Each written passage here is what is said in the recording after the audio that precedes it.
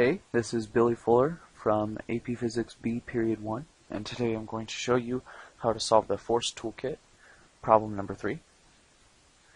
So in order to solve a Force Toolkit problem, the first step you're going to need to do is identifying the system that's being accelerated, defining a coordinate system, identifying the forces by drawing a free body diagram, also including a motion map if the object is moving, explicitly writing out some of the forces equals mass times acceleration, replacing some of the forces with the actual forces that you drew out in number 3, and then also, if necessary, writing those in the horizontal and vertical directions, and then substituting the values that are in the problem where appropriate, and then solving for your unknowns. So for this problem, there is a block that is sliding on a horizontal surface, and it gives us the gravitational force and the normal force as well as the force of friction. But it doesn't give us the force of friction, it gives us the coefficient of friction. To help us find it. And we're trying to find the acceleration of the block. So if we stick with our steps to Force Toolkit, for number 1, identifying the system being accelerated, I've done that here by saying the block. Number 2, defining a coordinate system. In this problem, I'm going to assume that up is positive and to the right is positive, which means that down is negative and to the left is negative. For number 3, identifying the forces by drawing a force or free body diagram, including a motion map. That is done right here. So we have our normal force pointing up, our gravitational force pointing down, and then our force of kinetic friction, or just force of friction is what you can have if you want. And then explicitly writing out force.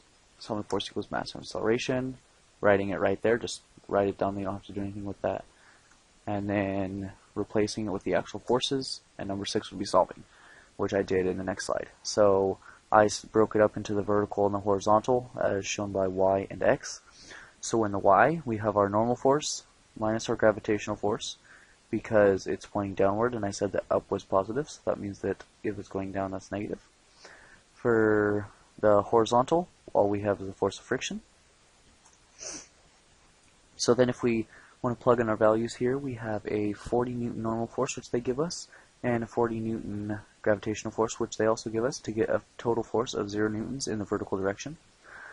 To find our force of friction in our horizontal, we know that the force of friction on our equation sheet, the equation for that is the coefficient of friction times the normal force. They give us the coefficient of friction, they give us the normal force.